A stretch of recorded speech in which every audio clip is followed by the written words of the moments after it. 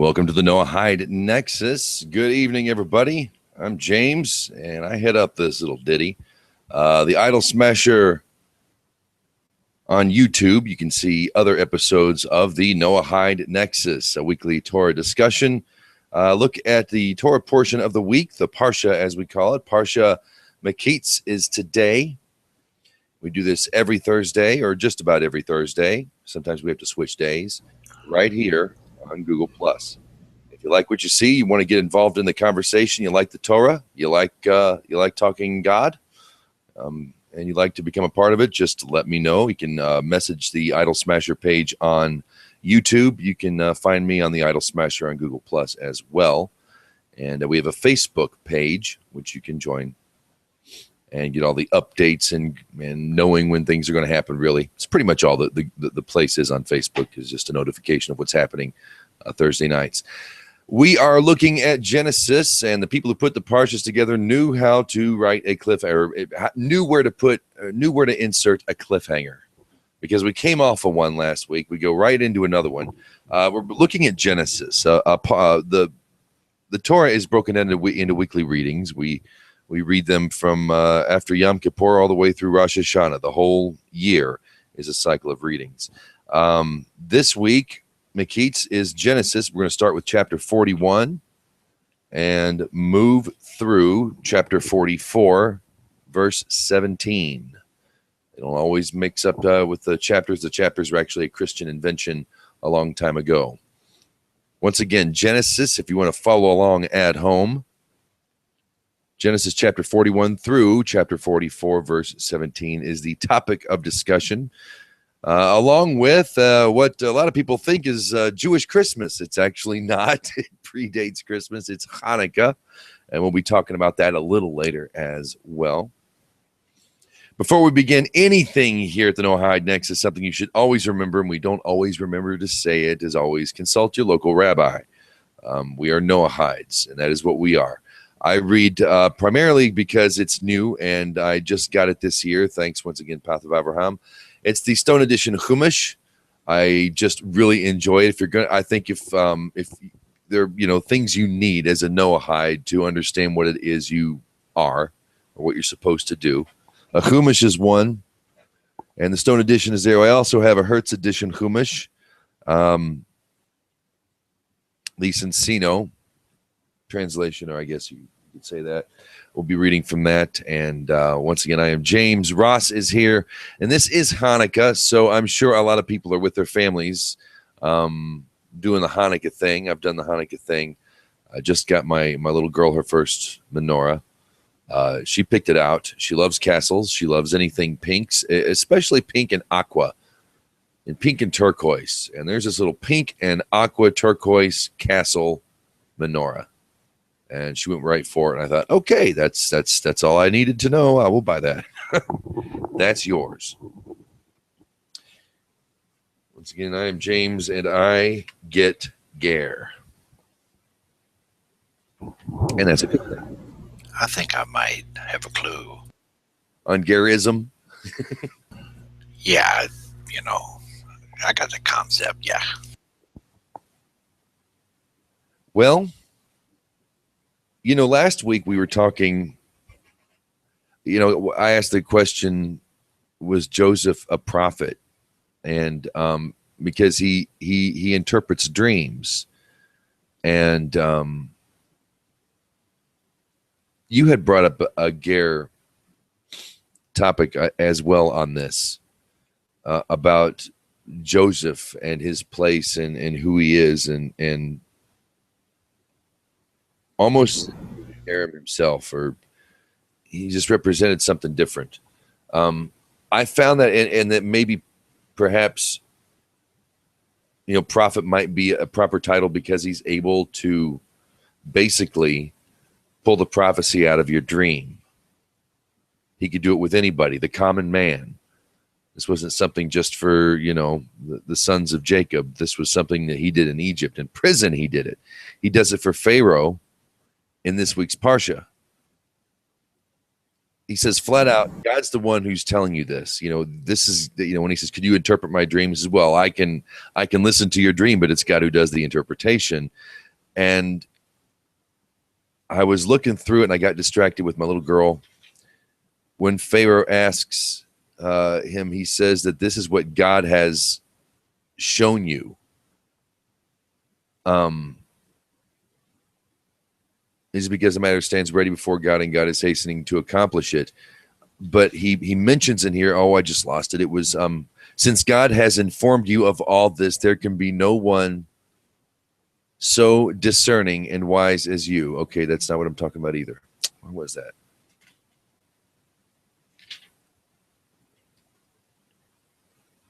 He has told to Pharaoh. There it is. Okay, this is verse 25, 41:25.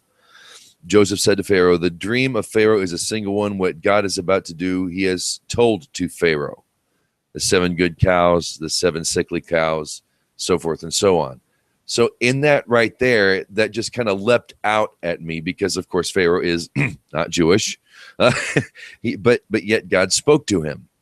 It took Joseph to show him God within him. This message that was given to him by God. They say that it's 1/60th of a dream is prophecy for everybody. That's just something uniquely human. When we dream, a 60th of that is somewhere in the mixer is somehow whatever prophecy. And here's Pharaoh, of Egypt. He's about as non-Jewish as you can get. Or I should say not Hebrew, non-Abrahamic as you could get. And it says right here in the Torah, in Genesis, what God, he has told to Pharaoh, capital H. What God is about to do, he has told to Pharaoh. So God's speaking to Pharaoh even. And so I was just showing that even in, regular people, whether they be in prison with him or the king of an empire, that, God speaks to anybody. Doesn't make you a prophet. If Pharaoh was a prophet, he wouldn't have needed advisors. He wouldn't have needed people to interpret it. But still, there was prophecy spoken to Pharaoh. So just a Ger thing, because if you know anything about World of the Ger and the impact and the influence it's had on the Noahide discussion, as we can start to see just how non-Jewish people, non-Israelites, non-stock of Jacob are in the Torah, and how God is there too, and how so often the Gerim are with Israel in the Torah. We just don't see it too much. It's not really been looked at. Nobody's paid much attention. There's been no reason to. Now there's a reason, and we're seeing it. And this is one example. Pharaoh God spoke to him. It just took Joseph to bring it out. So little something I noticed this week. This kind of is reminiscent too of Daniel and Nebuchadnezzar and his 2 dreams. Oh, yes. There you go. Again, he had 2 separate dreams. Daniel interpreted them. Similar to Joseph. Joseph was in prison. Daniel was thrown in the lion's den, not to mention a fiery furnace as well. Similarities here. Very much so.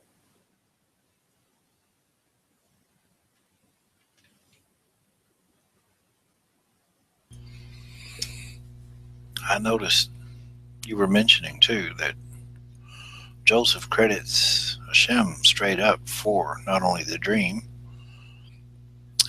and he informs Pharaoh too that if an interpretation is given, it'll be because God reveals that. There's some layers in here that I'm seeing, overlapping or little connections, if you will, whatever. But when like what? when Joseph says, if the interpretation is given, it'll be from Hashem. And because of the fact that that did occur, that the explanation of the dream was given to Joseph, Pharaoh gives Joseph a title, if you will, Sophanat. I never can say that correct. Sophanapaneach. Yeah, you go.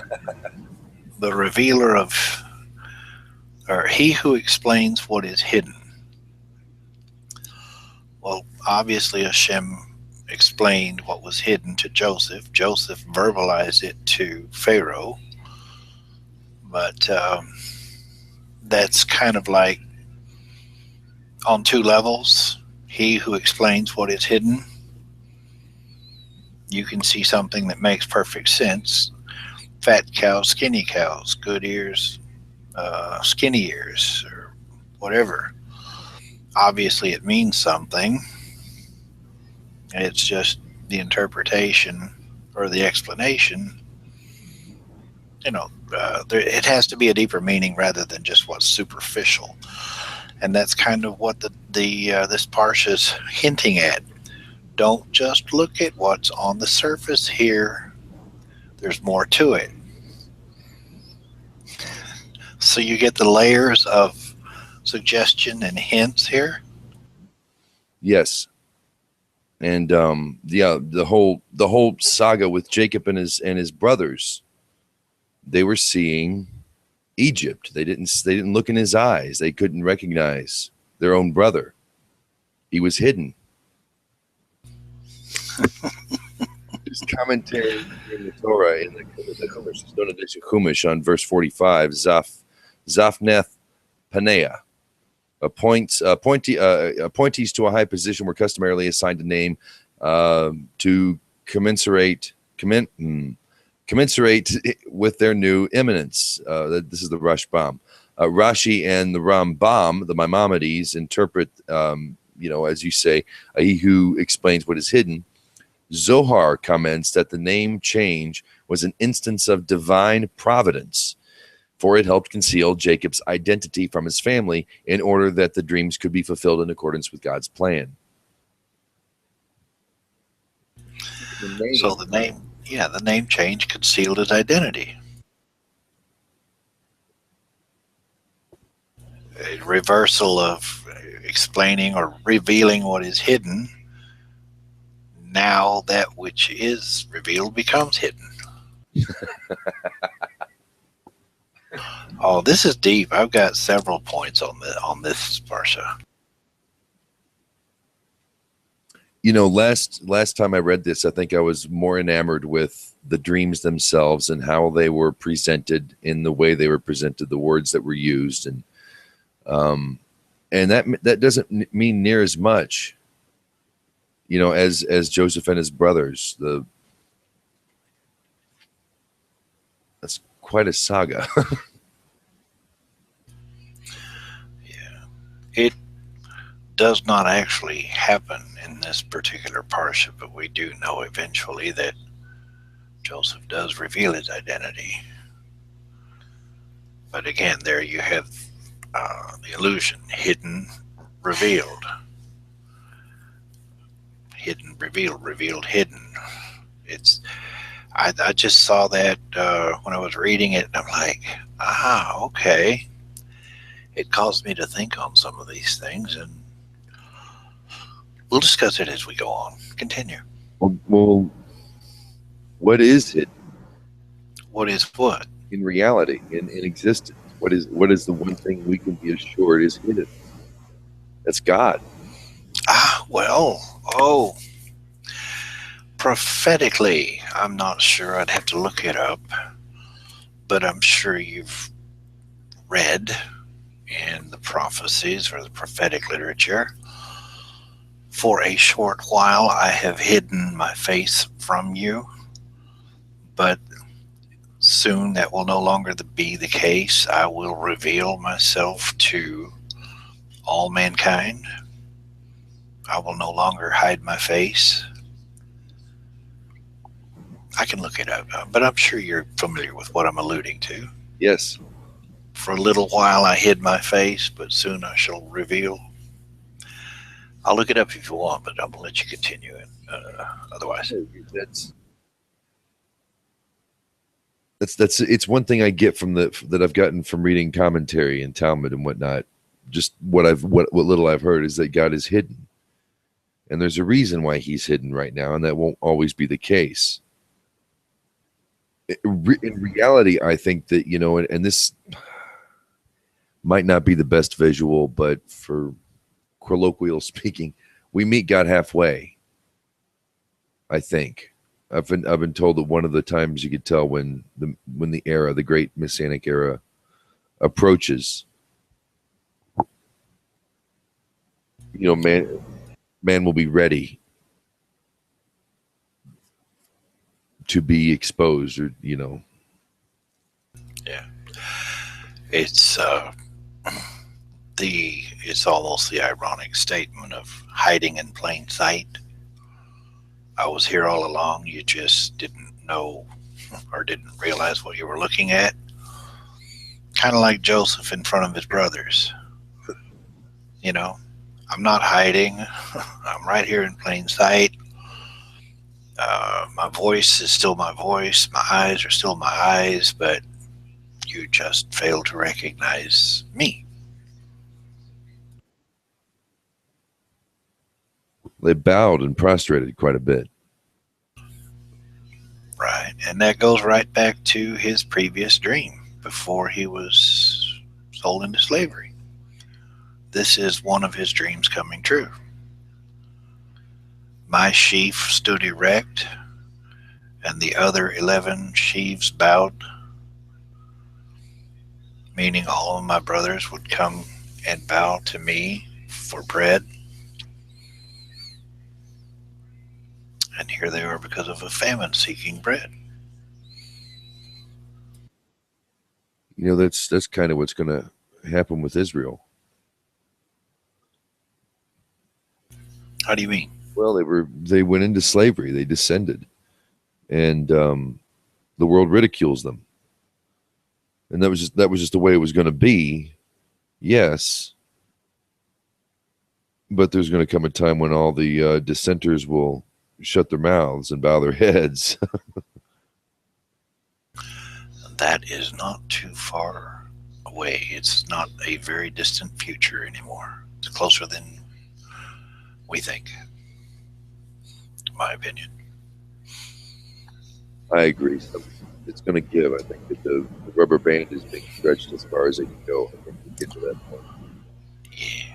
Did you happen to see the latest statement by the man dressed in white that wears a funny hat? Oh, no. Oh, what did he say? He released a statement. Catholics should not try to convert Jews, says the Vatican. Whoa. In other words, give it up, boys. Let's don't try to convert them anymore. Apparently the statement was released today. I can send you the link if you want it. Oh, I might have to see that. That's well, that's nice. Times have changed. You remember the Mel Brooks number in History of the World Part 2, The Inquisition? If you haven't seen the History of the World Part 1, it's Mel Brooks' movie, and he does a thing on the Inquisition. It's a song and dance number is what it is, about the Inquisition. And they put one guy in an Iron Maiden and another guy they torture him, but it's all in like a comical way. But it's not comical, but it's Mel Brooks he was just enough balance to social commentary. And then at the end of it, it's like they all make up. The guy comes out of the Iron Maiden what was his name? Takamata, shakes his hand with a big smile and a wink at the camera, like a political. We're all friends now. That's good. I ain't gonna remember that.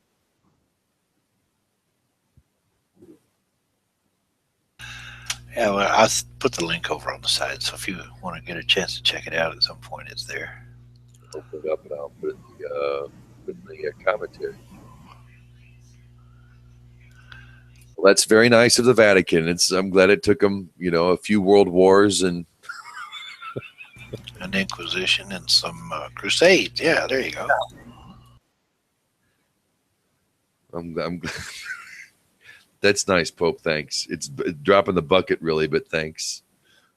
In my opinion, dropping the bucket. But that is actually historical. I don't think they've ever said that before, have they? No, and I really think that this is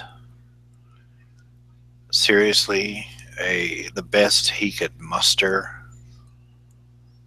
because what this does say on the surface and on its face value is an absolute just about face from what they've been doing since the beginning. This is, if it's not an about face, it's at least stop in your tracks. Don't go any further. Just stop where you are. And he essentially admits in the article, if you'll read it, that the Jews have a covenant which cannot be broken or modified, and they don't need JC in the salvation. He really puts it all out there, plain English. And of course, in here it says that there's some ultra traditionalists that's going to reject it. But if you take that full throttle, Jews don't need JC and they don't need salvation. Well, then you're going to have to start walking a little further and saying, well, if they don't need it, what have they got that trumps what I thought I had? That's going to open the door to a lot of thought, hopefully. You see what I'm saying, though? Yes, sir. It's a big fat, the Jews are right. In not so many words, but absolutely, that's exactly what you wind up with. They were right all along. They never needed what we thought we needed.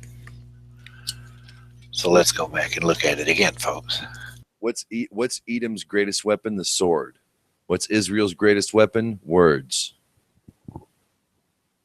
One day Israel will overcome Edom. Exactly. Because at that point they'll have no choice but to convert their swords into plowshares. We're not going to fight you anymore. We'll work together. That's really good because I married into a Catholic family. Yes. So did I. Yes.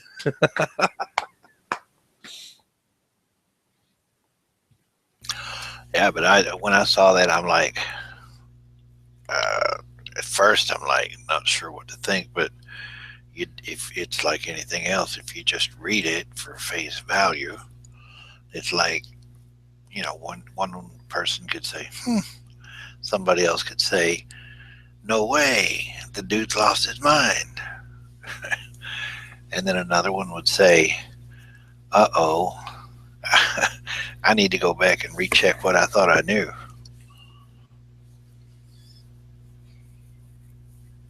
Wow. What is it they have that makes them, immune to what what we think we need, or why do we need it if they don't need it? It's the old, what have they got that I don't have? Wow. That's like saying they have the trump card. Seriously. At least that's how it comes across to me. Yeah. Now that I've stopped and it's settled for a second.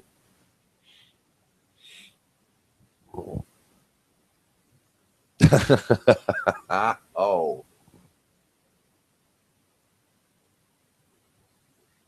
I mean, he's like the king of Catholics, isn't he? I mean, they take him pretty seriously, I think. He's one of the most respected in a long time, most admired. Another article said he's been personal friends with a rabbi in his home country for many, many years. And the illusion was that they've had considerable number of discussions over the years because of their friendship. Ladies and gentlemen, bottom line, to put it softly, the Pope has seen the light. Now, this Reuters article, this is in Reuters, by the way, if you're watching online or you're on YouTube and you can't get to the link or I can't post it. This is it's actually NBC. The article is NBC, but it's from Reuters. And this was released today, which is December 10th, 2015 of the Common Era, this morning from NBC News. And this happened during Hanukkah. And what was Rabbi Brodkin? There was a, I don't remember which rabbi. It was that God fights our battles for us. That was one of the big lessons of Hanukkah. Wasn't, well, I guess we can go. Let's get into it. Why not? Yeah, it's part of it.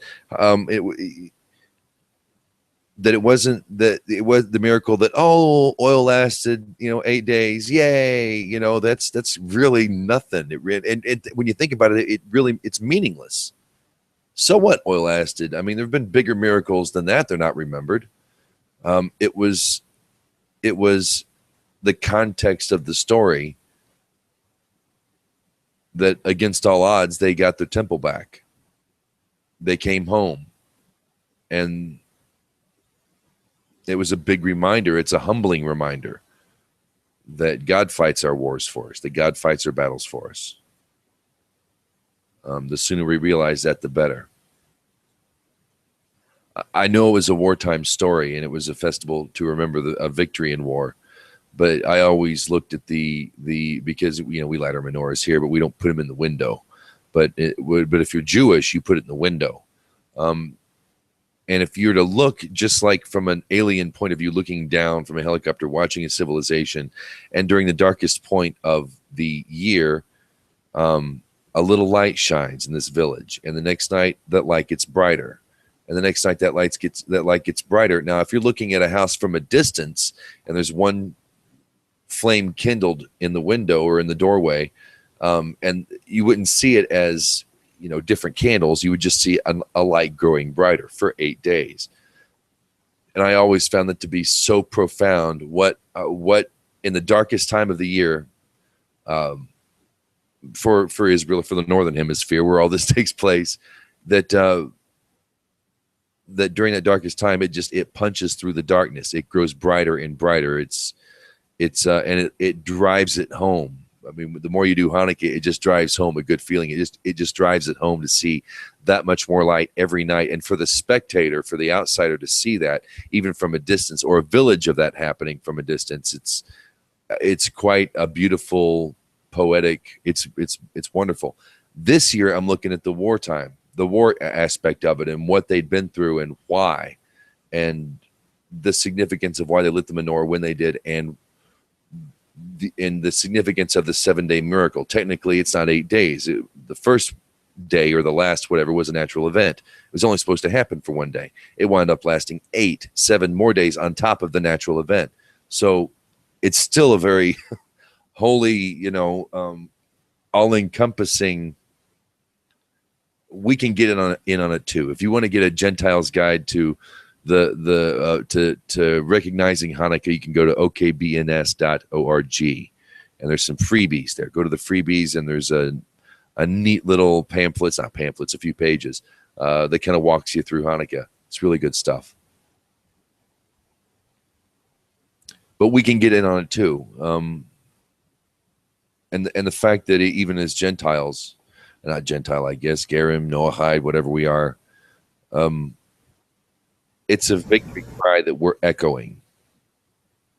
Okay, so it's not necessarily our personal victory, but they are our people, and we will shout a victory cry with them And that's what this year in Hanukkah has meant to me, I think. I'm joining. Go ahead.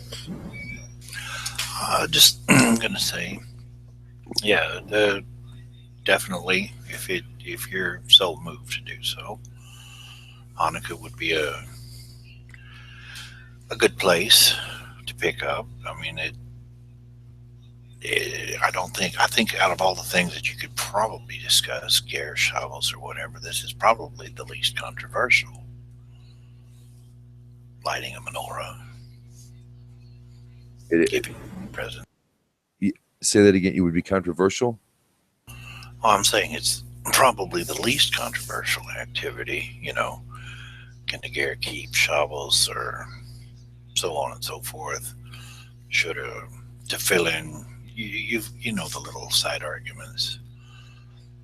But how controversial can it be to light candles and say a few prayers, exchange a few gifts? Well, we do it anyway, right? It at this time of year,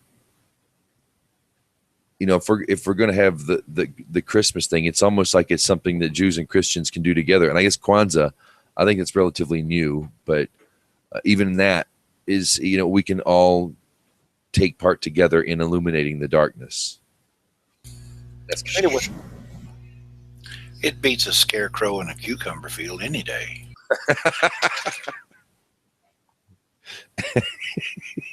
Talking about the Christmas tree.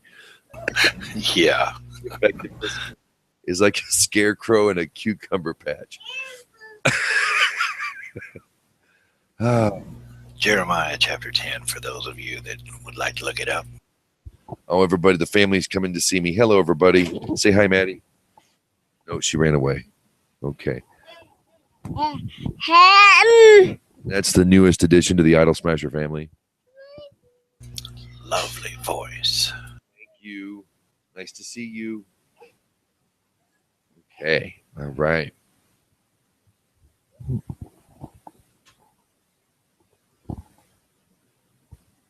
I just think that if the kids are going to be influenced by Christmas, which is overwhelming, and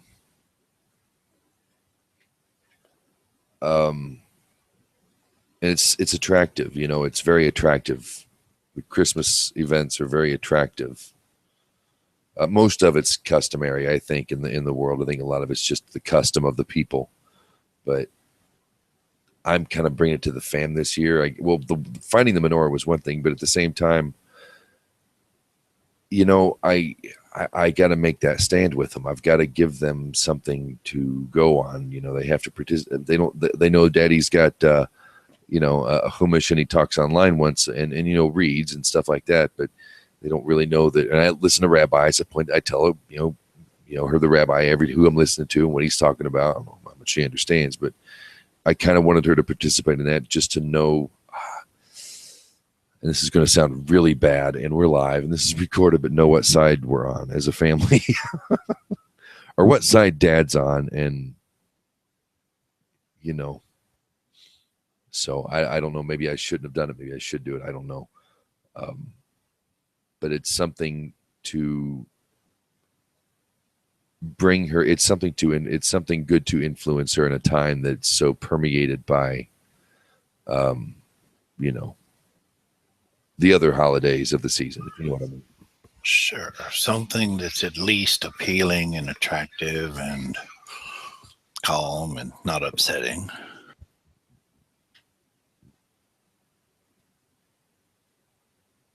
And it is, about as close to Hebrew proselyte or, Jewish proselytizing as there is. They won't knock on a door, but they'll brighten your winter up a little bit. That's about as far as it goes. So, but the neighbors don't know because I might be mowing the lawn on Saturday. Why not? Mowing the lawn on Saturday. That just don't make sense. Got to do it sometime.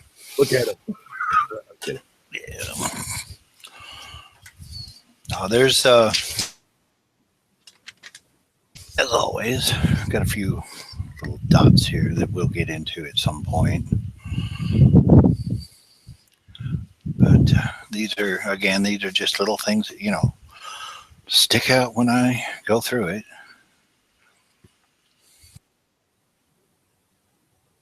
Well, dot. Let's go for a dot real quick. Connect a couple dots. Draw us a line on the plane.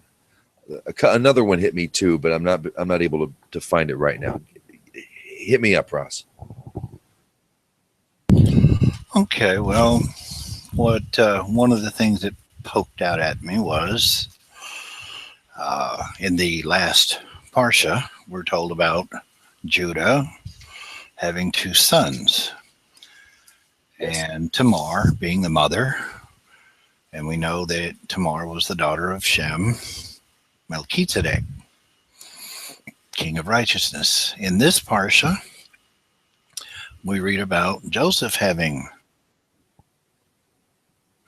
and his wife is Aseneth, who is the daughter of one translation says chief of On, another says priest of On. Really? Yes.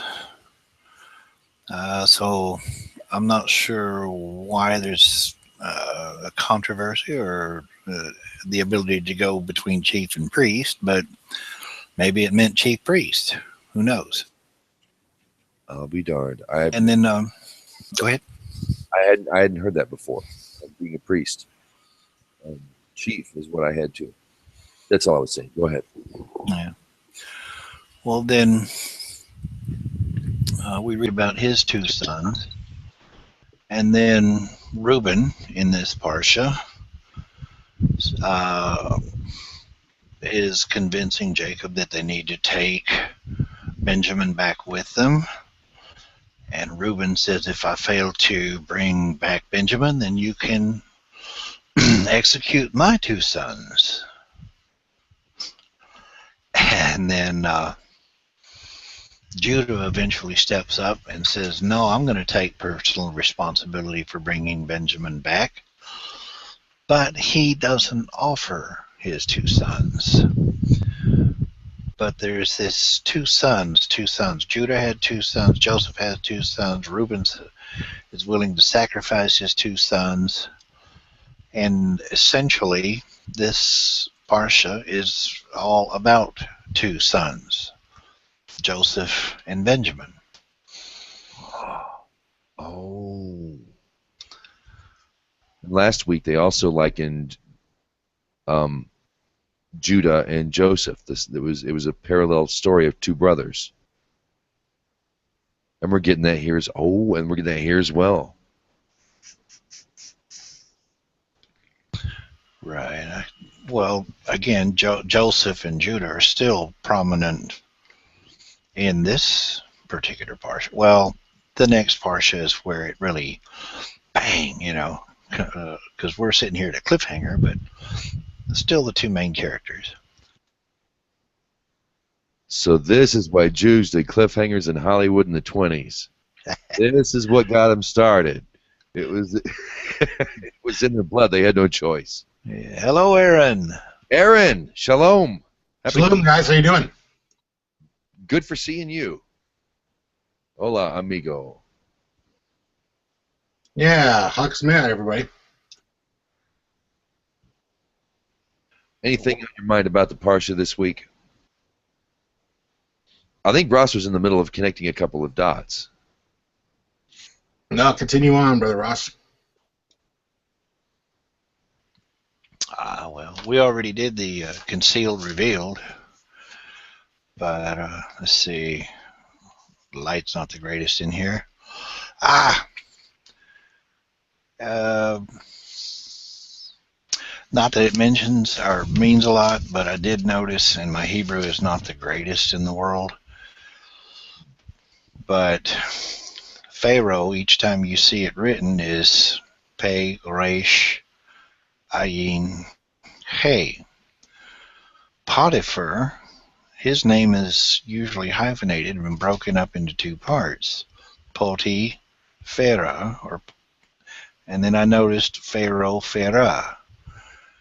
And if you look at the last half of Potiphar's name, it is Pei, Resh, Hey. The ayin is missing. But, oh yeah. The ayin is something up, something suspended, something in the air. Right, there's a Oh, no, some that I can't. Go ahead, what? Do what? don't listen to me. I'm goofing. I'm sorry. I was wrong. Well, I think there's some sort of an illusion there. That one I haven't quite worked out. Maybe there's another dot connector out there somewhere. He married a daughter of Egypt. I'm sorry? Adopted son of Egypt. Right. Kind of like that. Both with Pharaoh and Potiphar. Right. Ah, yeah. Early on in the conversation, when Joseph says that God gave the dream, and God will reveal the meaning behind it, I noticed Joseph's language was Ha Elohim, but every time Pharaoh responded and said God, he just said Elohim. There was no Ha there. So Pharaoh was kind of like paying lip service, you know. That's what I gathered from the response. Yeah, okay, you're God, you know, without saying you're God, just, you know, okay, God. Yeah, we'll identify your God by his name. Up on a shelf with all our others.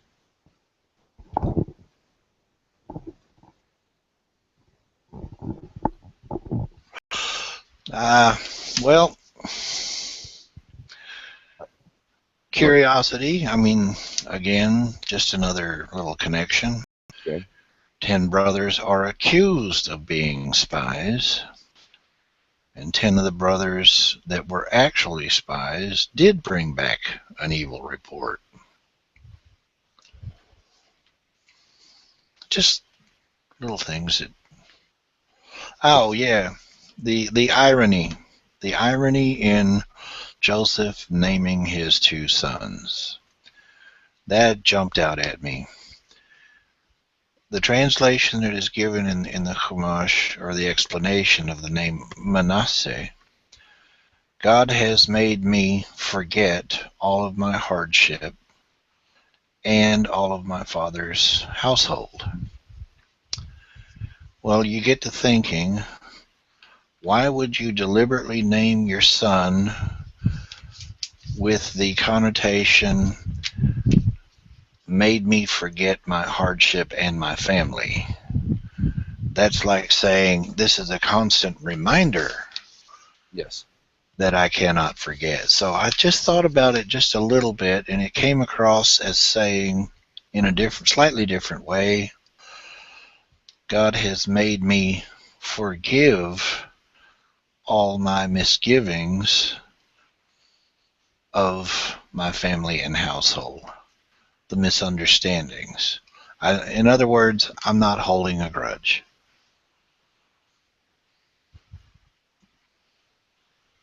Ooh.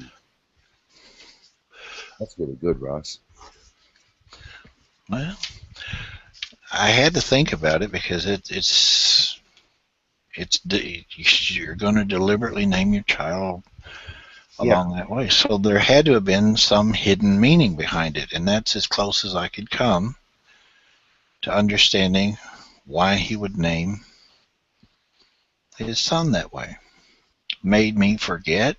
Every time you look at him, you're not going to forget. You're going to remember. I noticed something in here. I thought that was. I want to get your thoughts on it. Okay, I'm going to play you. Okay, I'm going to be Johnny Carson. I want to ask my guest a question here, real quick. When you hear, oh, where is it? Hang on. You've come to What was the nakedness of the land? Hang on.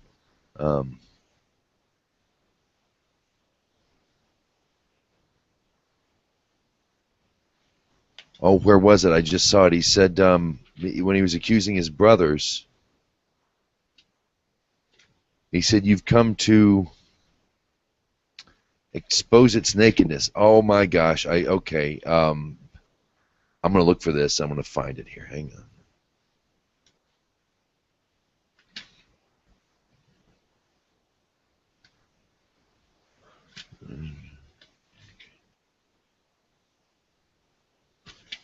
Your spies.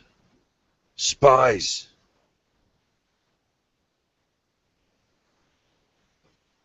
Yep, that's interesting. He speaks the nakedness. I'll get to it. It's about what's interesting, Aaron. He calls them spies. I read one commentary on that, and it made perfect sense. It's the best explanation.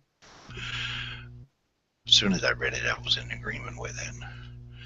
If he'd accused of anything else, then there would have been an opportunity to make inquiries as to how does this guy get away with saying something like that. But because he accused them of being spies, they couldn't go around asking questions, because that would have just reinforced the accusation of them being spies. Yes. Okay, I found what I was looking for, if I may. And I didn't see anything in the Chumash commentary. This is 42, verse 12. I'll back up to 10 just so we can get in context. They answered him, "No, not so, my lord. But your servants have come to buy food. All of us, sons of one man are we. We are truthful people. Your servants have never been spies." And he said to them, "No, but the land's nakedness have you come to see." And they replied, "We, your servants, the 12 brothers, the sons of one man in the land of Canaan." Okay. Now, we hold that thought. We go back to Genesis. Genesis says, Genesis 10, when his son uncovers his father's nakedness, or notices his father's nakedness, or revealed his father's nakedness to his brothers, whatever. He exposed his father. We read in Deuteronomy, when you take your father's wife, you have uncovered his nakedness. So we know what Ham did. We come back to here, and that's what Joseph is accusing them of doing. That was part of the spies thing, but the way he worded it here, the land's nakedness have you come to see. It's almost like you've come to rape the land. You've come to, expose. It was just such a word. Why would he use that word? I don't hear that spoken too often. And he's comparing it to the land of Egypt and as spy. Anyway, I thought it was interesting, and it really stood out. I was like, wow. What a phrase. What a thing to accuse them of. And then what you just said about the spies, or why spies, boom. Blew me away. Blew me away. Yeah, I think that was a display of wisdom on his part. He knew if he had made that accusation that they could not go around asking questions about who is this guy, or if he'd have just made any other accusation, that would have left them room to make inquiries about who is this guy, how does he know this. So spies just put them in a position where they weren't able to ask any questions at all, and not cause suspicion to come.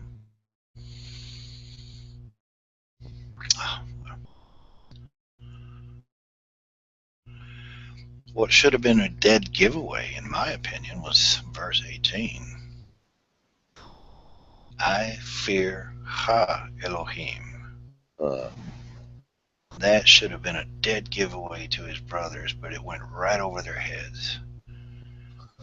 I mean, how often are you going to come across anyone in Egypt, especially an official, second in command to Pharaoh nonetheless, and he says straight out, I believe in your God, the same God that you believe in. Wouldn't they have just, you know, how did that happen? Where did you hear about Ha Elohim? But I think they were in such tremendous fear that it just went right over their heads. they were fearing God as well. Sure.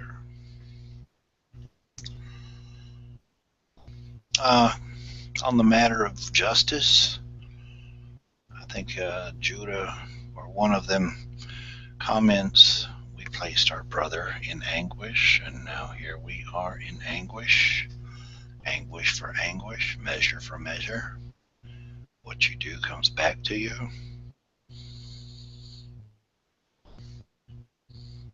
That kind of stood out for me.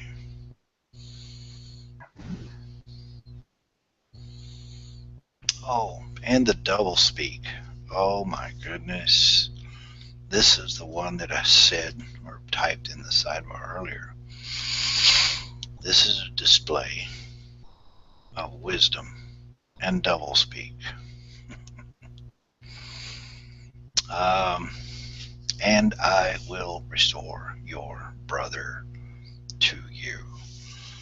Okay, this is where he says, I'm going to hold Simeon. I'm going to place him in prison. As soon as you show back up here with Benjamin, when you shall come back with Benjamin, I will restore your brother to you. Who is Joseph talking about? Himself. He could be. He's got Simeon in prison and tells all of them, go bring your brother back. And as soon as you get your brother back here, I will restore your brother to you.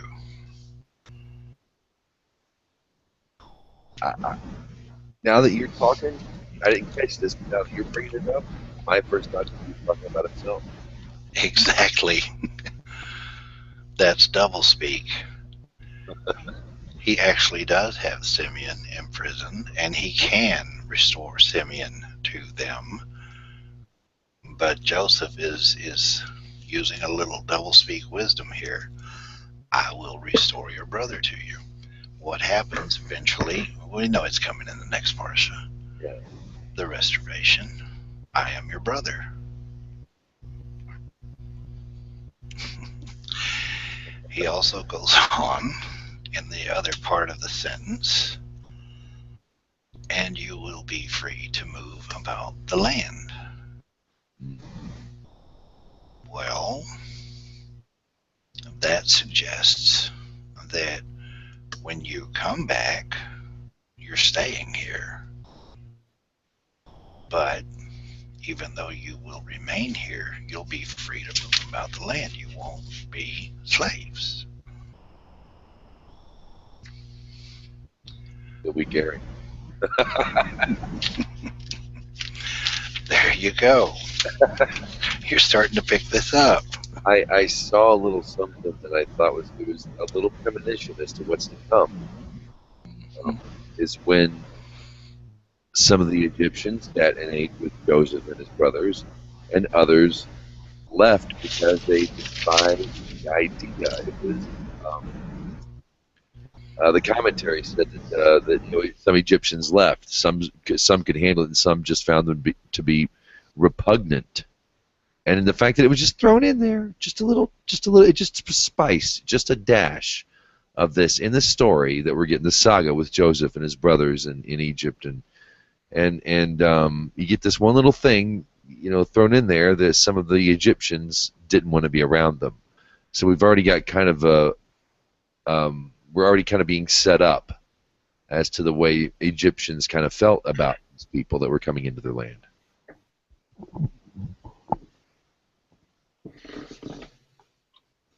Aaron, tell us about this link you posted.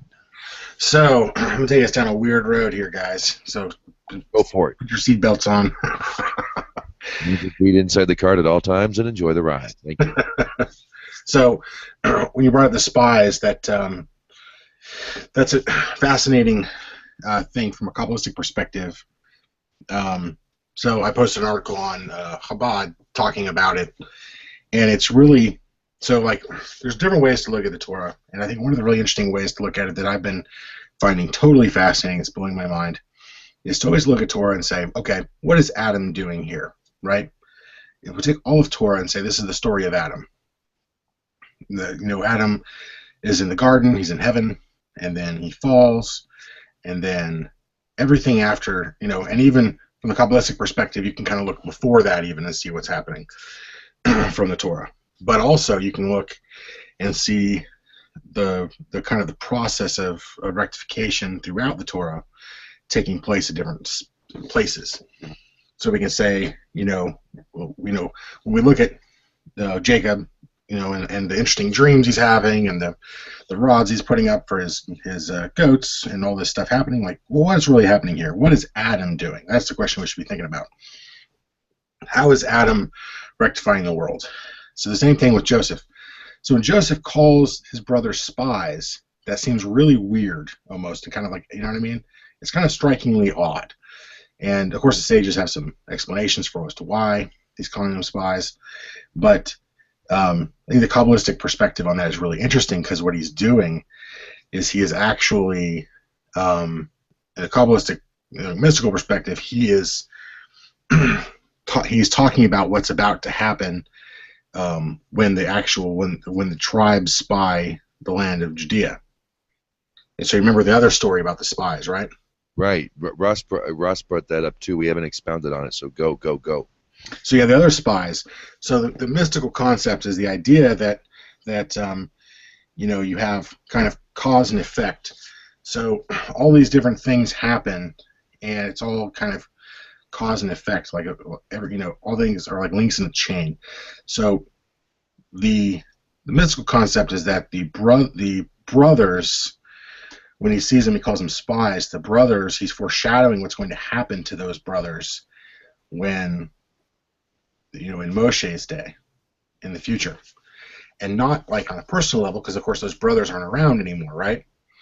But on a spiritual level, that part of Adam, right, those souls, that part that is whatever part of them that's part of Adam that's going to continue is going to be around. And the idea is that those spies, when in Numbers, when it talks about, or is it Leviticus, when it talks about them going out and the heads of the land of Israel, it's Torah is telling us that these are actually like the grafted souls of those original brothers of Joseph. And so in one sense they're going out and they're being put there to keep these men from the sin they're about to commit, but also to punish these men for the sin that they committed against Joseph, right? So you kind of look at it from both ways. Like, is this the brothers' punishment? Is this what Israel has to deal with because of what the brothers did? Or is this, Hashem trying to save the children of Israel from further folly by putting these righteous men, close to them? So anyways, it's kind of a weird rabbit trail to go down, I guess without a lot of backstory, but I think it's totally fascinating. It blows my mind to make those connections kind of between different stories in the Torah. And look at what's actually happening here, what's happening to Adam here. I think that's a great question to ask. Well, that article's fascinating anyways when I posted. Yeah, I was glancing through it while you were talking. And to reinforce what you were just saying, it sticks out again in this week's Parsha, where Judah is standing before Jacob, and he's telling his father Jacob, and he says this twice. He expressly told us do not see my face unless your brother is with you. Twice that comes out of Judah's mouth. Immediately, my mind jumps forward in time. Moses is standing in front of Pharaoh with his brother Aaron, and this is during the time of the plagues. Pharaoh finally has enough and says to Moses, "You shall not see my face again."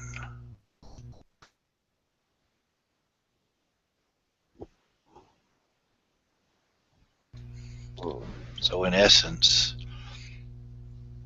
Joseph is second in command to Pharaoh, and he's saying, don't come back unless your brother is with you. Fast forward, like we just discussed, Moses and Aaron in front of Pharaoh. That's wild.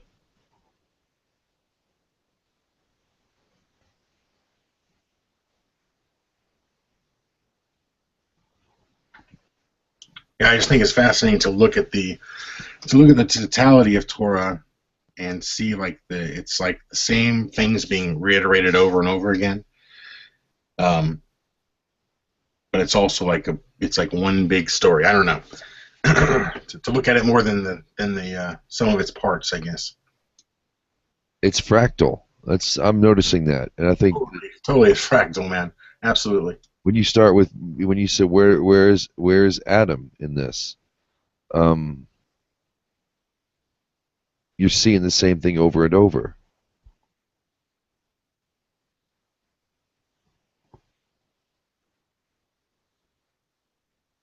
Yeah, I think once you see the world through the lens of the concept that each generation is standing on the shoulders of the generation before them, everything else just comes into a different focus. It's like a totally different lens to look at it all through.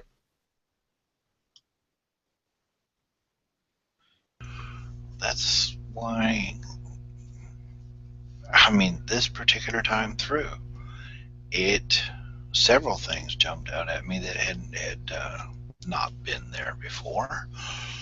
Speaking of this week's Parsha, revealing that which is hidden,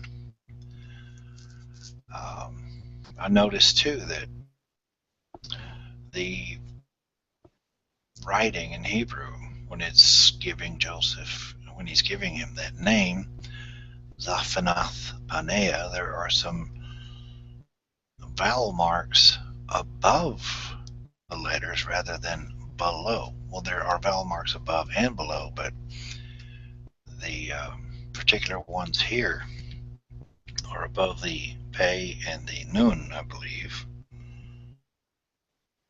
And then you have your regular vowel markings below. So that was a clue.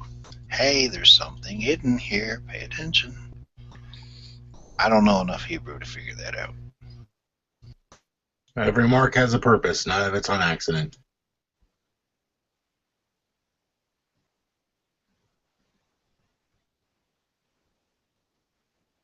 Oh, yeah, and that also, that gave me the clue to Joseph's silver chalice that he plants in Benjamin's bag. That absolutely gave me a clue, because you recall in this Parsha, he says, don't you know that a person like myself that practices divination would know these things? Yeah. What's that about? I have to believe that that was an allusion to, or a suggestion, a hint to the fact that these brothers had to have heard Joseph being addressed by that name, the one who explains hidden things, or the revealer of secrets. They heard him addressed with that title. The chalice, the silver chalice, was just a ruse. We know that Joseph didn't practice divination, but because he planted it and gave him an excuse to get all of his brothers back again in front of him, this is the chalice with which I practice divination. This is how I reveal what is hidden. find out the secrets.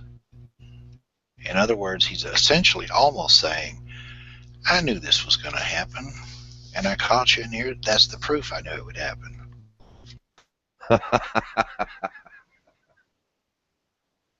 Oh man, yeah, that was a mystery. My thought was that, okay, I'm a diviner. I can see things. I'm, hint, hint, hint. I know things before they happen. Hint, hint, hint. Kind of a thing. You know what I'm saying? Right. And then again, too, that is what I call that wisdom doublespeak. Here, this is also a really far out there kind of connection, but I was the one that said I had a dream that my 11 brothers would come and bow before me, eating bread. Hint, hint, hint, here you are.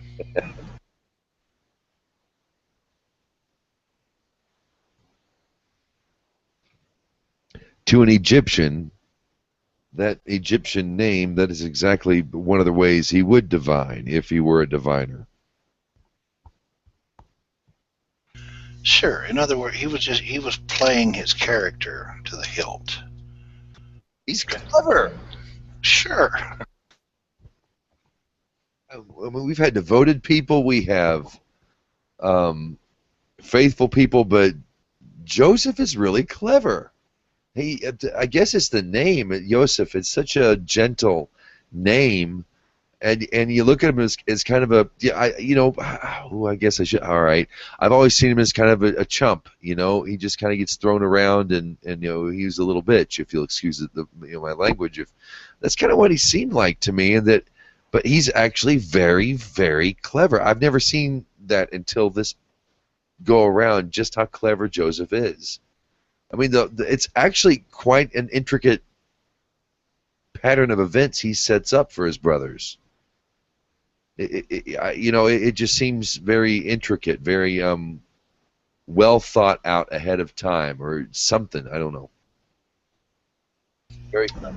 Yeah, he's displaying a lot of wisdom here, and whether or not he actually plotted it out, planned it, schemed it, however you want to look at it, and he could have done it for the sake of revenge, but clearly here it's almost as if he's just flat out toying with them, jesting with them. You see it now, don't you? Well, you're right. When he says, I believe in Hashem, what did he say? I fear Hashem, or was Elohim? He calls God by name in front of him, and they don't even right over their head. After that, you kind of have to mess with them a little bit. It's like he's giving them all these little clues, verbal clues, and they just keep missing it. And it's not until the point to where he actually just has to step up and look them straight in the eye and say, dudes, haven't you got a clue yet? I'm your brother. He just practically has to hit them over the head with it before they get it. No kidding. So yeah, that's what came across for me this trip through, is he's having a little fun. He's jesting. A little bit of doublespeak, a little bit of hint, a little bit of clue. He's playing his cards very well. And poor Jacob, I feel so bad for this guy right now in this Parshat. I really do. My heart just if only you knew, if only we could show you, readers in the now in the 5776 could show you that his heart, for his little Benjamin,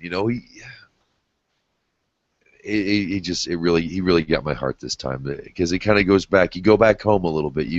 The story takes you back to that which you had forgotten, which had been hidden from you, like Manasseh. Shoot. Wait.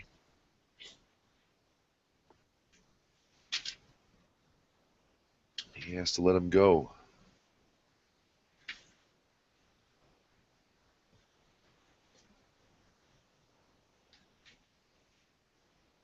Sorry, I'm having technical difficulties here, but Mhm. no, I really got this, what do you call it? Once I saw what was going on, I couldn't help but just sit there and smile and go like, dude, he's jacking with his brothers. There's just no other way to put it, you know? And when I saw what was going on, it's like, that just, for me, that changed Joseph's perception. Like you said, the old wimpy little, yes, sir, okay, sir, right away, sir. That image just went flying out the window in a blink.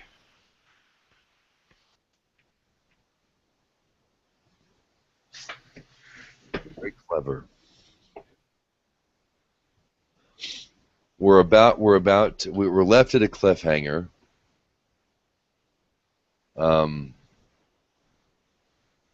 They knew right where to stop the Parsha. They really did, but we're left.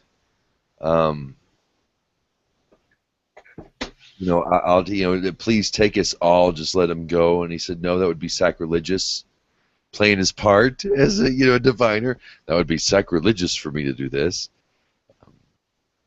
And I'm going to steal your little brother now. And that's it. We're left. That's it. That's the end of the Parsha.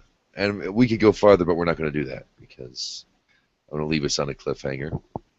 So if you ever wonder who came up with the serials, the idea of serials, the old movies, where you have to come back every Saturday and pay a nickel and watch it, and find out what happened to the lady tied to the railroad tracks or whatever, you can thank the Torah for influencing the Jews with some really great cliffhangers in Genesis, in the Torah portion of the week.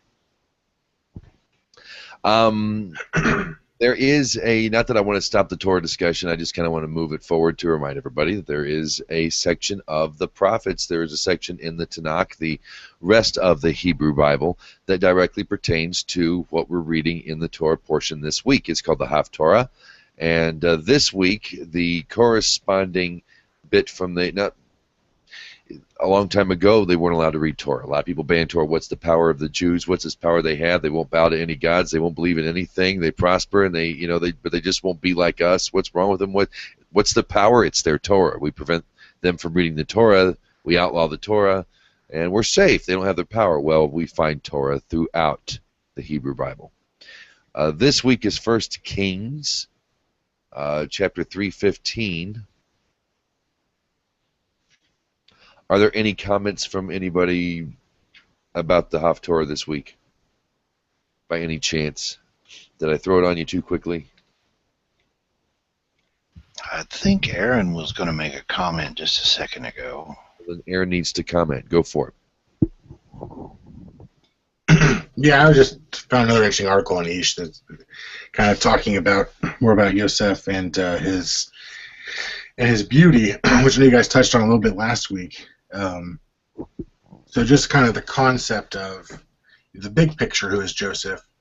So you get like Nachmanides, and you get what was this? Rabbi Yuval ben Nun, kind of suggesting different things about Joseph and his father. So think about this, right?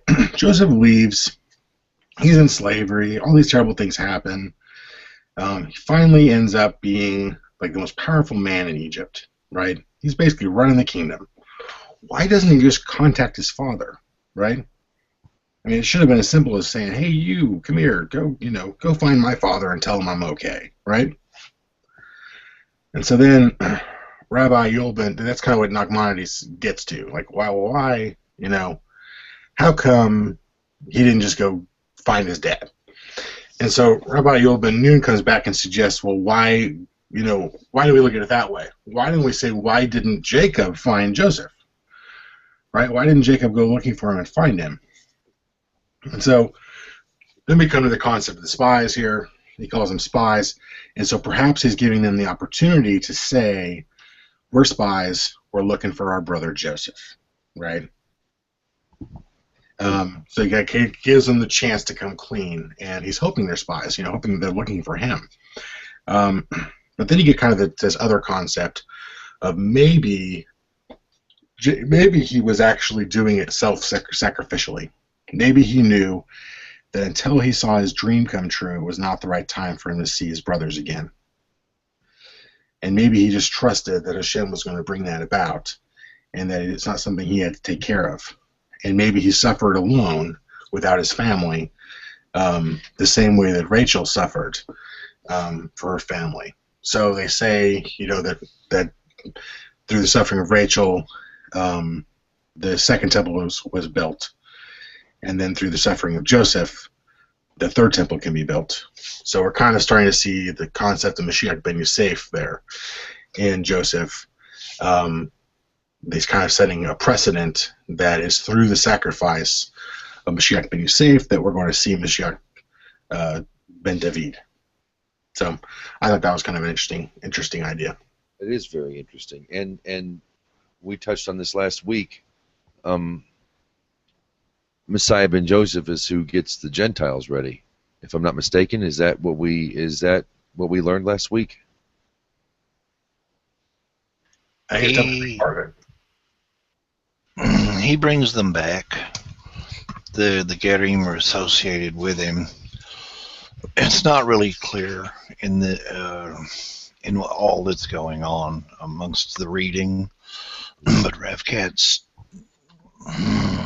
gave a teaching once that, and I don't know that you can find much in the way of commentary on it either, but Joseph at some point decided that he was going to begin this practice of circumcision with all the males in Egypt.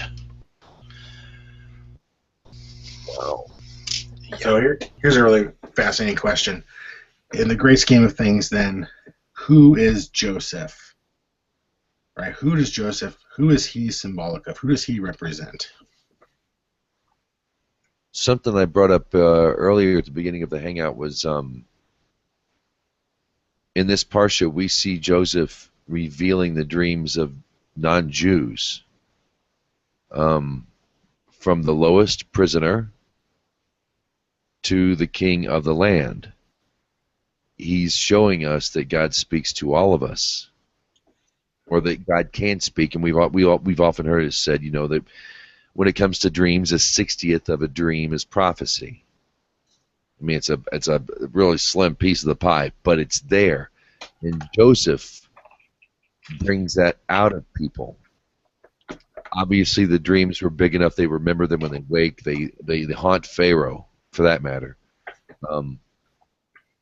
And it takes Joseph to pull that out of them, to reveal what God has already shared with you. And I thought it was interesting earlier that God had actually spoken to, and Jacob acknowledges that God spoke to Pharaoh.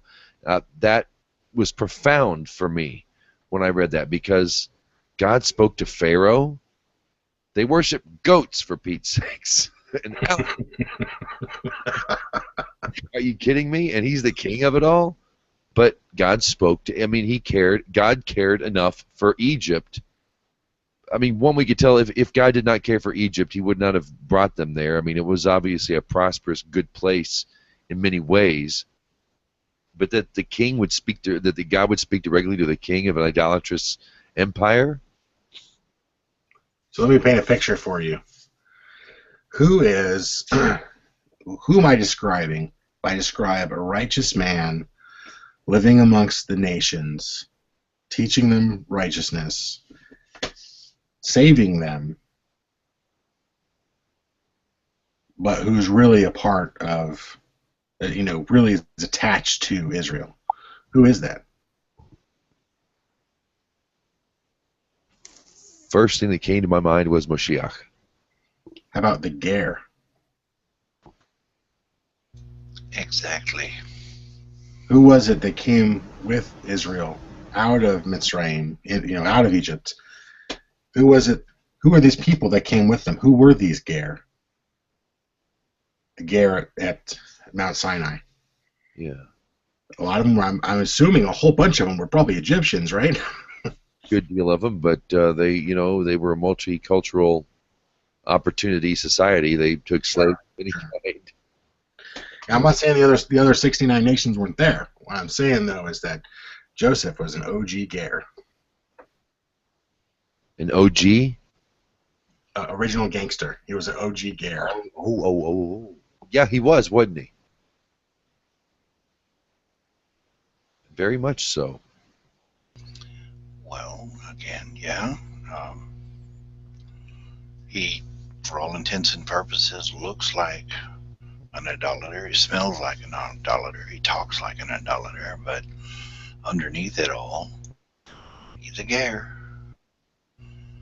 And I suppose you could project that same scenario in some respects forward to Moses.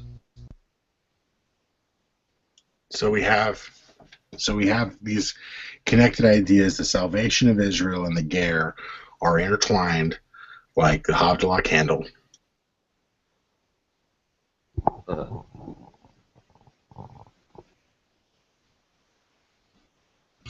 one of the biggest clues for me that just jumps up, and again, it's just me, but the biggest thing about this whole Parsha that says Ger is it starts off with 7. 7 fat cows, 7 lean cows, 7 good ears, 7 bad ears, 7 all right up front. And Hanukkah falls on this Parsha with 7 miracles. Ooh. Okay, dry bone, dry cows, dry wheat. Possible. Well, fam, You mentioned Pharaoh's dream. Why would God talk to the king of an idolatrous empire? Because that empire fed the earth. That's the Ger bit that jumped out at me. Okay, I don't remember exactly my original thought. I don't have the page open. I'm on Haftorah right now. He fed the whole of the earth. Egypt fed. He fed the earth. Why would he move Pharaoh? Because Egypt was responsible for feeding the earth. They said all flesh on the earth, the whole earth was in famine, and they came to Egypt to survive. Ooh. yeah, they came over there to get false Torah. And then all of a sudden, they go bankrupt. Kind of like what just happened with the Pope. Ladies and gentlemen, they don't need JC for salvation. Aaron, did you see the 2 links I posted when you came in? I did. I haven't had a chance to bring them up yet, but that's fascinating. The Pope, we no longer need to convert Jews. The Pope gave up the ghost. The Pope just gave up the Vatican. It says the Vatican. The Vatican says Jews no longer need to be... This is the Vatican. It's the flip. No longer need to convert Jews. My first thought, drop in a bucket, Pope, thanks a lot. But it hits you when you think about it after a while. The Vatican has come out and said, we don't need to change the Jews.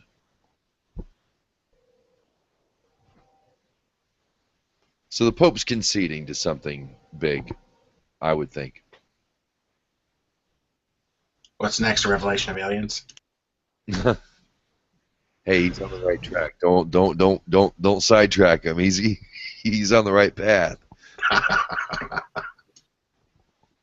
Well, interestingly enough, the Pope made this announcement at the end of the Shemitah year. We're in the beginning of the next cycle of 7. And he makes it during Hanukkah. And I brought this up at the beginning of the hangout too. I'll say it again. Edom's weapon is the sword. Israel's weapon is the word. One day, Israel will overcome Edom.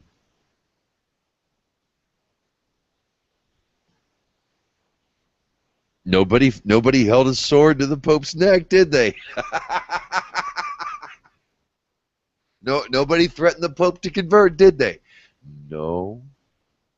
So 1,600 years of horse hockey, and now they're making nice. That's about time. Okay. I wonder if they realize the full implications of what they're admitting. I don't know. They're pretty good at this stuff. They're pretty good at PR. They've been doing it a while. I have to think he does know, but he said it in very soft language so as not to panic the Christian community. Think about what he said on the flat out face of it. We don't need to convert the Jews. They already are saved. So, flip the question just a little further. Well, if they're saved and they don't need what I need to be saved, somebody got it wrong. Or somebody would have told that to St. Augustine.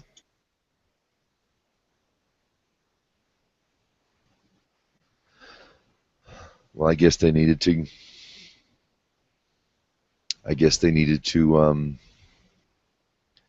Know wrong before they got right.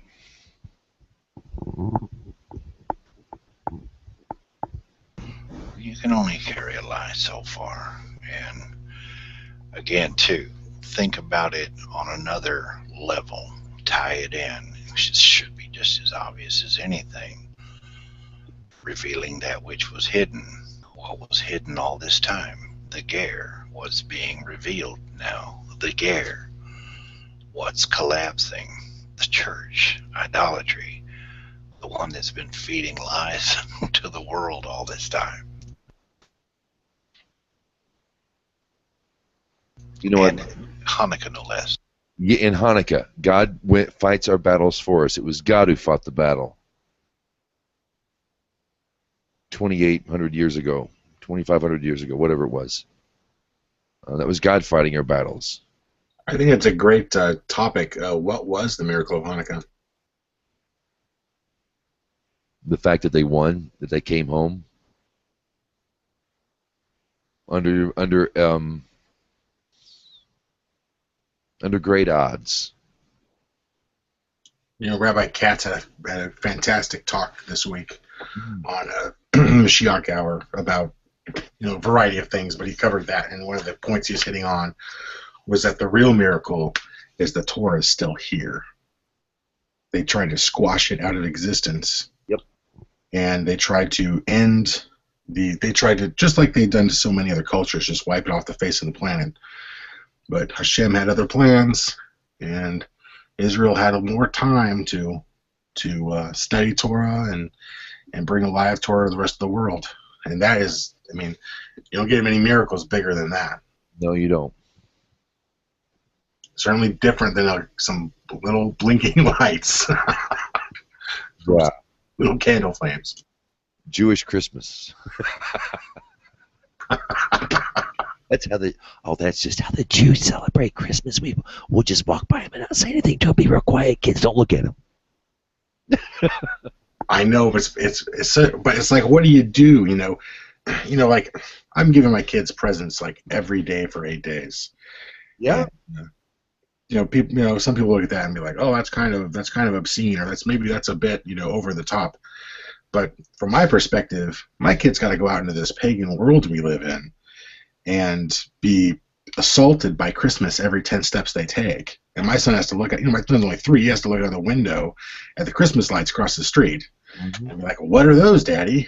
So I'm going to give my kid presents for 8 days. And so when his friends in school ask him about, you know, talk to him about Christmas, he's going to be like, "Oh, I don't want to do that. We do Hanukkah. I get presents for 8 days." Aaron, you know, I was a little nervous myself. I went to Target to get candles for my menorah. And my wife's God-fearing lady, but she's raised Christian, and she hasn't been exposed to the Torah like I have. You know, it's not her thing, and she's a good woman anyway. But we went anyway. So I take the can. I go to Target to get the candles. I get a couple boxes. I get a box of candles, and there is a menorah. Now there's three things my daughter loves: pink and or two things, or three, whatever. Pink and aqua, heavy on the pink, and castles. She's just huge into castles. Loves castles. We look at them on the internet. She builds them with blocks. She loves a castle. And here at Target, which is where the cool people shop, that's the place to be, y'all. Target.com. There was a menorah in the shape of a castle, like little castles in pink and aqua, and she grabbed it. So she got to like Hanukkah candles with Daddy this year. Is getting to. Nice. It's over the top. I've done it myself, but it's always been a personal thing, And I thought, yeah, because there's an awful lot of pagan stuff. At least give her a connection with all this zhush, because come on, Christmas is very attractive. It's beautiful in some cases. The lights and the decorations and the and when you see a house, some of these rich houses especially, that just go all out, and it's Main Street Electrical Parade at Disneyland, it's beautiful. So why not? I had to give her something. What am I going to do I don't want to say battle it, but yeah, battle it. Well, I'm glad to know that there's another fellow Noahide that wants to influence his children for the same reasons. So thank you for bringing that up. Well, we've got to give him a fighting chance. I mean, the reality is that the punishment, the exile, we're out here in the exile, man. This is not, we're here in Paganville, and Christmas is going to come and knock it. And I've got family members, I'm sure lots of people do. I've got family members that are definitely make Christmas a big deal. I grew up with Christmas being a big deal. Yeah. So I got to fight back, man. What choice do we have? Well, I say mazel tov to both of you. And I don't know, Christmas was kind of a big deal for us, but there was a point during my growing up. Uh-oh, we lost Aaron. Hopefully he'll get back. Ah, there he is. He can't stay away. You just gotta be. Switch devices. Go ahead, Ross. Well, one of the things, I guess, early in my childhood that definitely, absolutely just made me seriously stop and look at what we're doing and think, wow, to what level would people go? And what caused me to really lose interest, flavor, desire, appeal, anything for Christmas was when we went out and bought a little 4-foot Christmas tree that was made of aluminum foil. And you bought this little light that shined on the Christmas tree, and it was a 4-color wheel: yellow, green, red, and blue. And the wheel would just slowly turn and change the tinfoil to different colors. At that point, when we had that Christmas tree, I said, I'm done.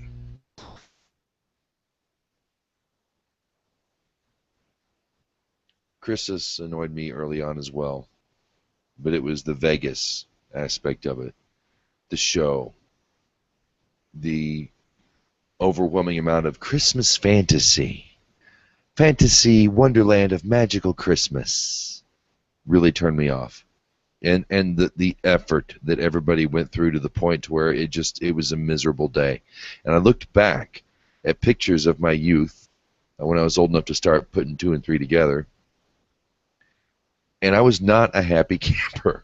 I smiled and I opened presents and I participated, but I was not happy. And looking back, I was never happy. It was such a big deal that it turned me off and it became plastic.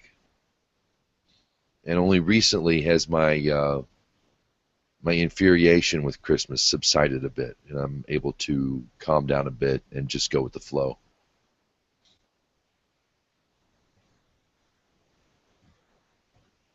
I was raging. I wasn't raging, but I was definitely not a Christmas guy long before I discovered Torah.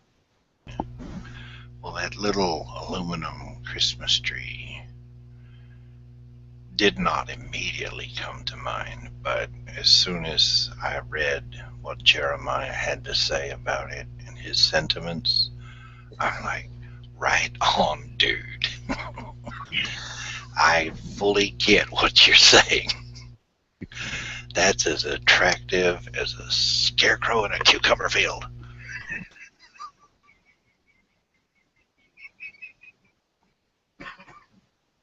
Larry says, you know what I do with Pam's husband?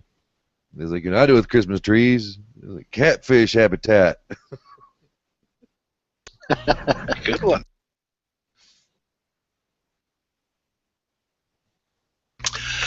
You know what? We interrupted you. You were about to move on to the Haftorah, and we shouldn't delay that. Oh, I'm just going with the flow. I already shut it out. I figured we'd just give it a reading. I've always spent a lot more time on just the 5 books, and I haven't paid near as much attention to the prophets. So I thought we might read it. It's not too long. Y'all down with that? Get on. Haftorah, how we roll, yo. Go to the Noahide Nexus Facebook page and look at the Hanukkah video in there. Yeah. I did. I about peed myself. Mazel tov, mother. Yeah. Okay. First Kings. This is going to go from 3:15 to 4. The first verse and 4. And like I said, it's going to tie into this week's Parsha. So if you're at home and you're following along, 1 Kings 3:15 through 4:1. Solomon awoke, and behold, same kind of language used in the Haftorah when Pharaoh woke up. Behold, it was a dream. Solomon woke up, and behold, it had been a dream. He came to Jerusalem and stood before the ark of the covenant of my Lord. And he brought up burnt offerings, and he made peace offerings, and he made a feast offering for all his servants. Then 2 women, innkeepers, came to the king and stood before him. The woman said, Please, my lord, I and this woman dwell in one house. I gave birth while with her in the house. On the 3rd day after I gave birth, the woman gave birth as well. We were together, no outsider was with us in the house. Only the 2 of us were in the house. The son of this woman died at night, because she lay upon him. She arose during the night, and took my son from next to me, while your maidservant was asleep, and lay him in her bosom. And her dead son she lay in my bosom. When I got up in the morning to nurse my son, behold, he was dead. When I studied him in the morning, behold, it was not the son whom I had given birth. The other woman said, It is not so. My son is the live one, and her son is the dead one. But this one said, It is not so. Your son is the dead one, and my son is the live one. They went on speaking before the king. The king said, This one claims, This is my son who is alive, and your son is the dead one. And the other one claims, It is not so. Your son is the dead one, and my son is the living one. So the king said, Fetch me a sword. And they brought a sword before the king. And the king said, Cut the living child in 2, and give half to one and half to the other. The woman whose son was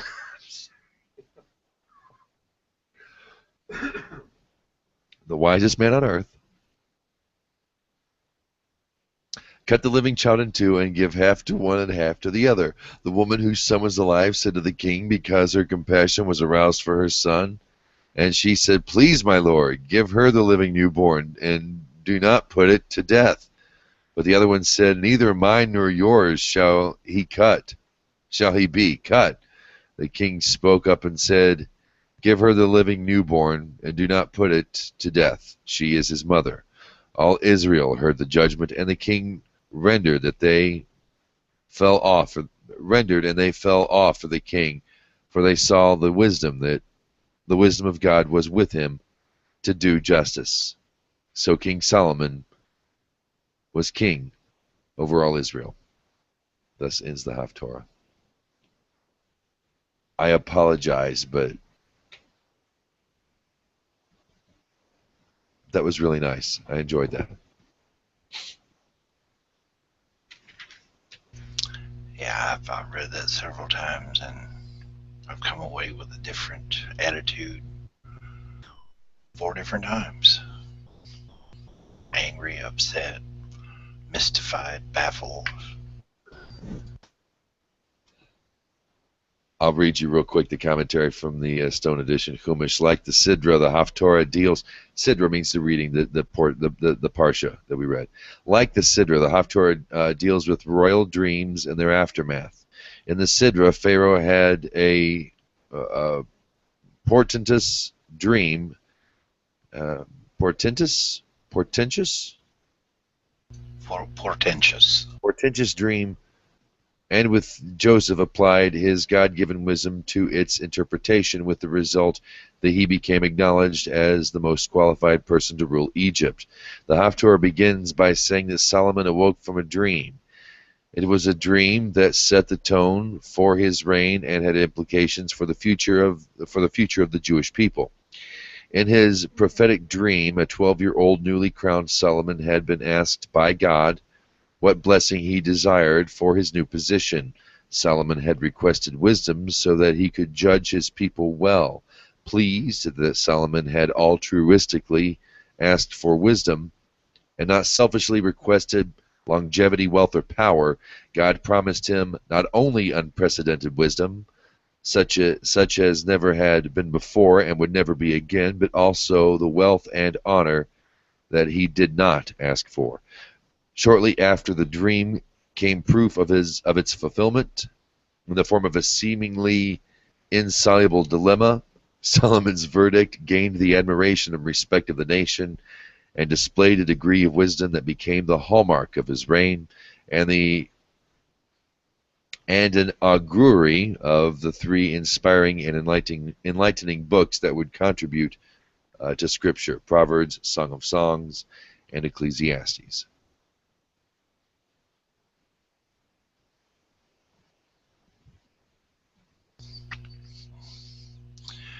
Any thoughts as to what that allusion might mean? The 2 women and their babies.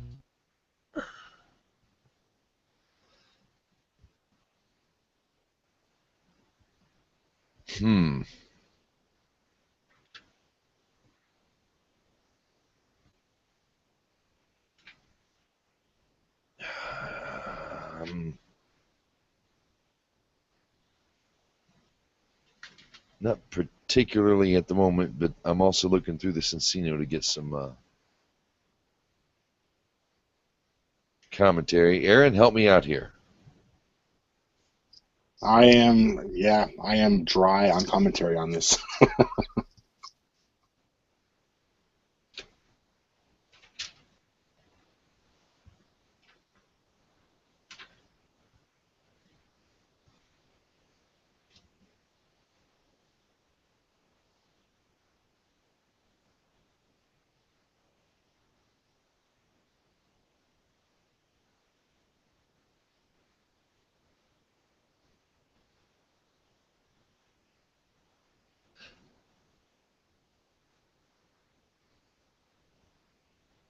Yeah, I'm going to take a lot of thought, because that one, like I said, baffled, bewildered, anything but a clear answer. I've never been able to discern what that could possibly allude to. I think it was. I found humor when I read it. You heard me. I laughed out loud.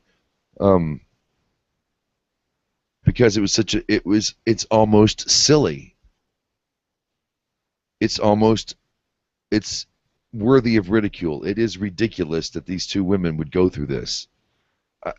It's like he's confronted with a Jerry Springer style, of all things, not something so cut and dry, something so convoluted and what on earth is this that they're talking?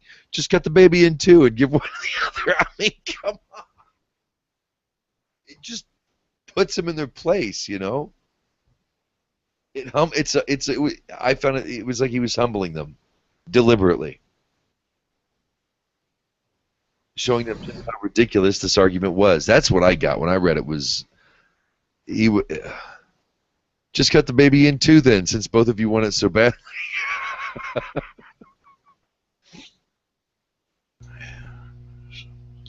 Split it in half and y'all share.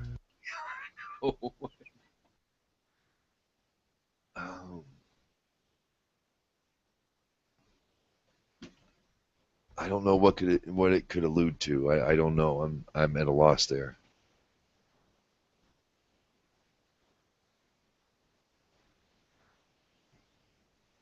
I tell you, this news on the Pope, and they said it during Hanukkah, the fifth night of Hanukkah, or during the fourth day, halfway through the lighting.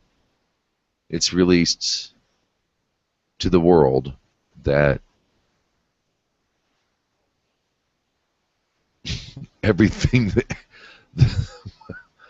one of the founding principles that the whole empire was based on no longer needs to apply.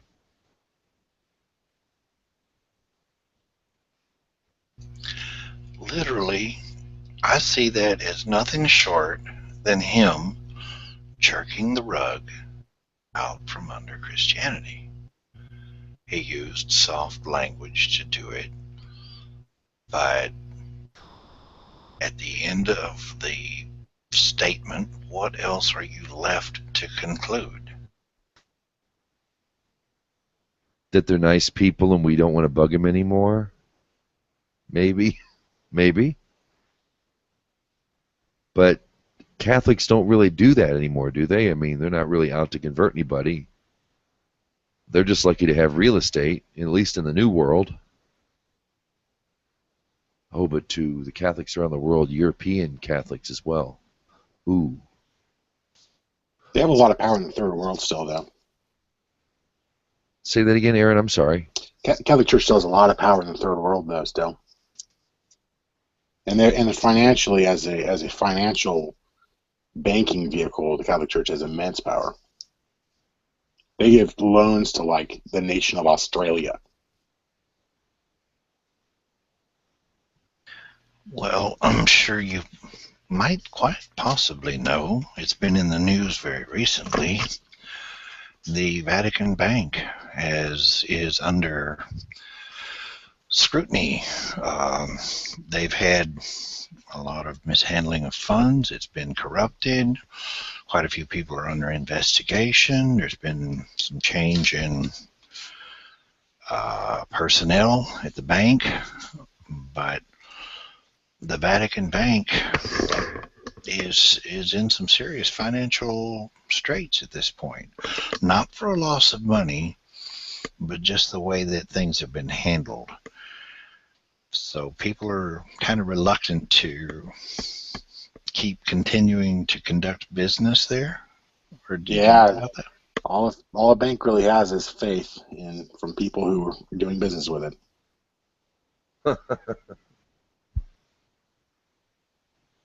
So I guess when I said that the church is going bankrupt earlier, I meant it literally and spiritually. I've got an interesting nugget for Hanukkah. Nugget me. So in Shabbat 22a in the Talmud, it teaches that the menorah should ideally be lit on the left side of your doorway. So that way the doorway is surrounded by your mezuzah, which goes on the right-hand side, and your menorah, which goes on the left-hand side. And so the Midrash talks about, while the fact that the person is going to be wearing a talit in the center. So now you've got basically that kind of the three elements of Hanukkah happening there. In Shabbat 21b, it talks about the Hanukkah being a light, a person in his home. So it's about the concept of three things, which is really place, time, and self, right? So when you look at Hillel says we should light one candle on one day, on the first day of Hanukkah, and then two candles on the second day of Hanukkah, and so the light only grows, right? So the concept is this, that its kedusha is only increased, right? Holiness is only increased, it never decreases. So that's why Hillel says that. Now Shammai says the exact opposite. He says we're supposed to begin by lighting all 8 candles, and then we decrease over time as the 8 days go by. And he says that's because it's basically a comparison to what happened in Sukkot. And the number of offerings is at its highest at the beginning of Sukkot, and then just decreases over time over the rest of the course of the holiday. So, like, you have the concept of Hanukkah and Sukkot kind of mirroring each other. And so, what do we do now that the world has there's no temples, there are no offerings being given. What are our offerings right now? Prayers. Absolutely. So prayers exactly is that's the offering that we can make right now. So we have mitzvot, we have prayers, but that's what we have while we're in exile. We don't have the temple. But so Hanukkah is really the dimension of time, place, and self, which is really the same 3 dimensions that the sukkah brings into existence during Sukkot. Right? Yes. So really, Hanukkah is kind of like a second Sukkot in that sense, that we have, all 3 dimensions being sanctified at the exact same time and place. So I just thought that's kind of a beautiful analogy, and it obviously makes Hanukkah much more interesting than lighting some lights and talking about some oil lamps that stay lit, and really. It's kind of like we have the imagery of the temple in our own home right now in the dispersion. So I just thought that was beautiful. Anyways. Eventually that light will coalesce. Enjoy greater light. One sort of relevant thing for me anyway is that as we're approaching the darkest time of the year and the days get shorter, it's interesting that as we progressively approach that point, we're increasing the number of lights day by day.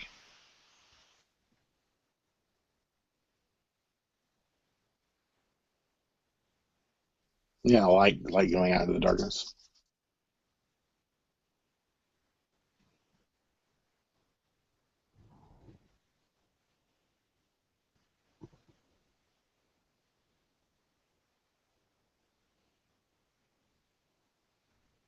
Well, ladies and gents, I'm going to wrap up the live portion of the broadcast.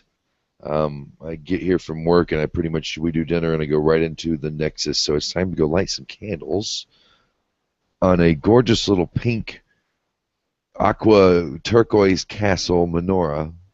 I know my little girl's first Hanukkah observance. But a big shout out to Justin. Justin says he's been watching. I got his post over here in the Noahide Nexus Facebook page. Justin, shalom, baby. Happy Hanukkah. Thanks for tuning in. And to everyone who tunes in watching this live or on YouTube, thank you so much. If you like what you see, go to the Idol Smasher YouTube page. One word, the Idol Smasher, and you'll get a listing of all these we've done. We do this every Thursday, pretty much every Thursday throughout the year. Torah study for Torah-minded Noahide, Gerim, Hebrew, Israelite, Ishmaelite folk. If you're into God and you're into Torah, this is the place to be on Thursday nights. On behalf of Aaron and Ross, thank you and shalom. Happy Hanukkah, y'all.